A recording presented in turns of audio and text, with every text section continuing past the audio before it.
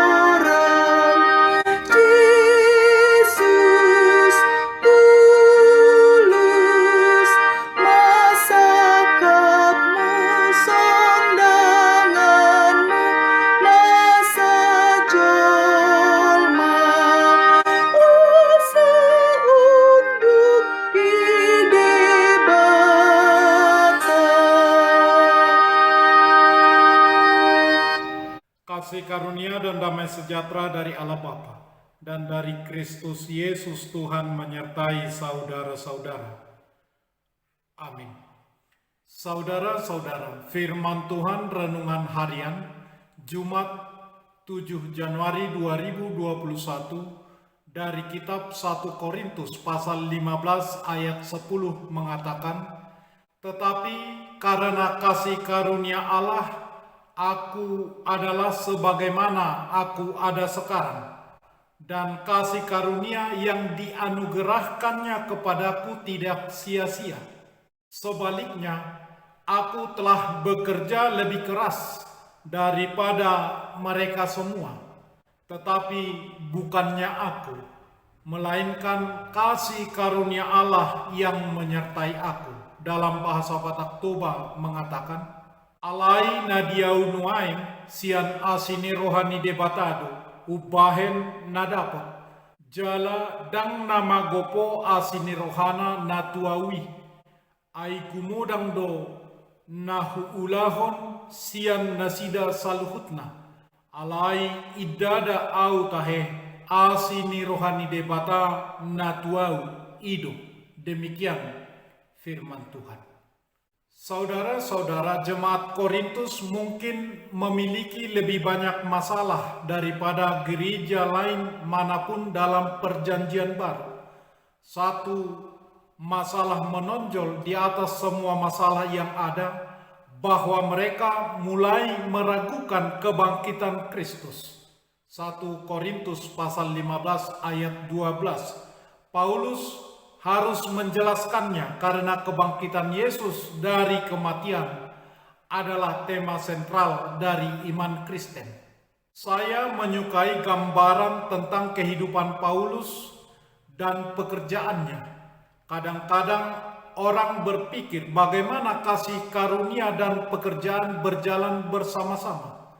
Jika kita diselamatkan oleh kasih karunia bukan berdasarkan apa yang kita lakukan, lalu apakah ia berarti bahwa kita tidak perlu lagi bekerja, tidak perlu melakukan kebaikan apapun? Apa yang Rasul Paulus katakan di sini, bahwa kasih karunia Tuhan menjadikan saya seperti apa saya sekarang. Kasih karunia Tuhan telah menyelamatkan saya. Kasih karunia Tuhan memberi saya kehidupan. Semua yang saya miliki, semua yang saya lakukan berasal dari Tuhan, dari kasih karunia Tuhan. Begitu pengakuan Paulus.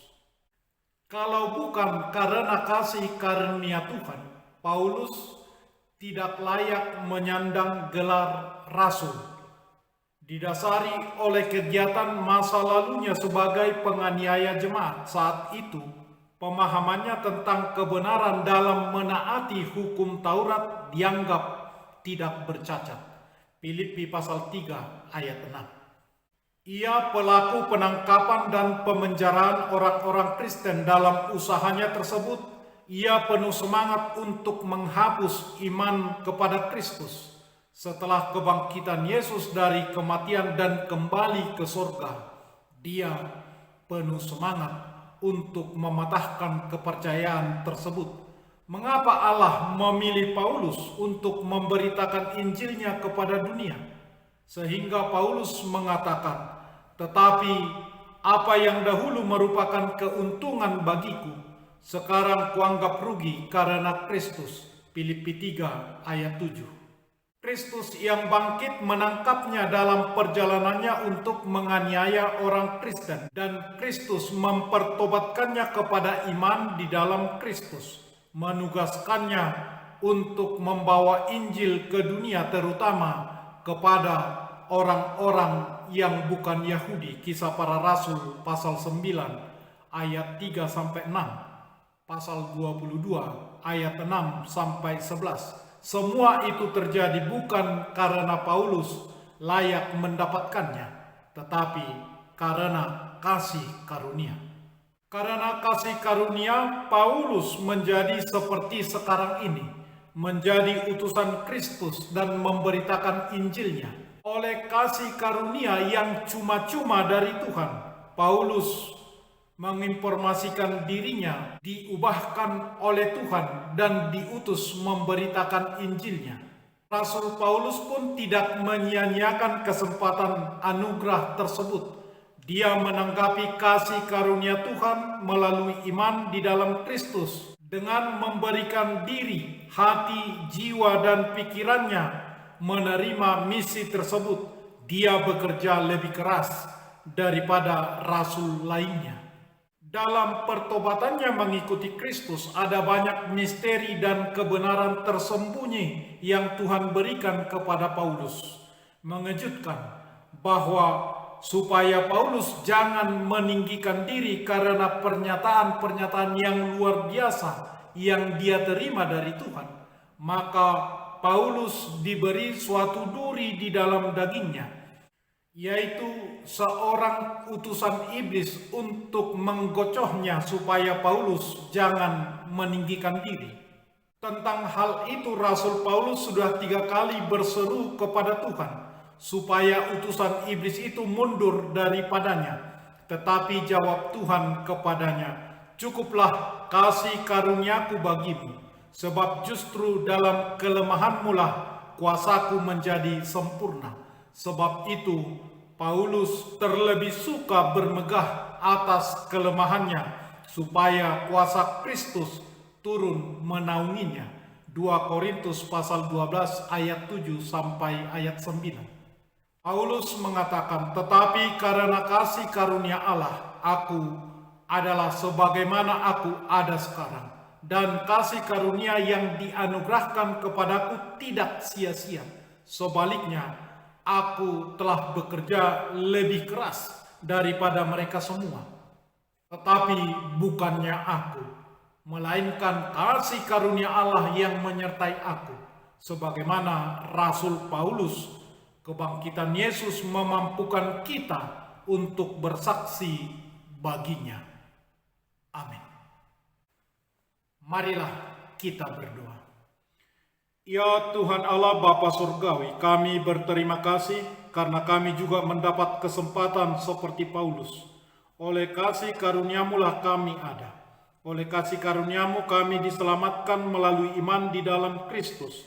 Dan karena kasih karuniamu kami menjadi dewasa dalam iman dan menjadi serupa dengan gambar rupa Kristus. Karena itu kami memujimu.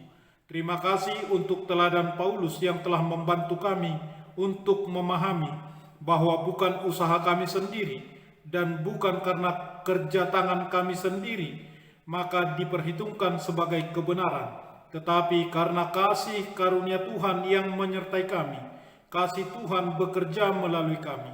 Terima kasih ya Tuhan, dalam nama Yesus Kristus Tuhan kami. Amin. Marilah kita menyanyikan buku nyanyian HKBP dari nomor 75 ayat 1.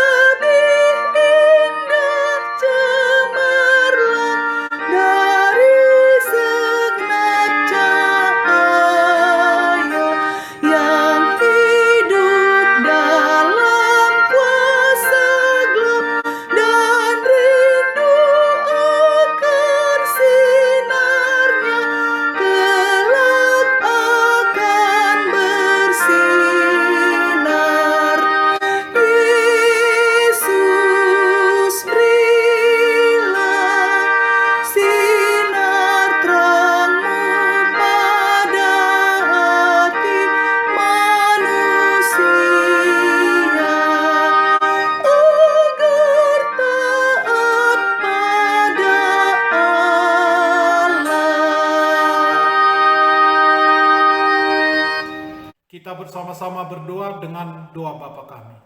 Bapa kami yang di surga, dikuduskanlah namamu. Datanglah kerajaan-mu. Jadilah kehendak-mu di bumi seperti di surga. Berikanlah kami pada hari ini makanan kami yang secukupnya. Dan ampunilah kami akan kesalahan kami, seperti kami juga telah mengampuni orang yang bersalah kepada kami. Dan janganlah membawa kami ke dalam pencobaan, tetapi lepaskanlah kami daripada yang jahat. Karena Engkau punya kerajaan dan kekuasaan dan kemuliaan sampai selama-lamanya. Amin.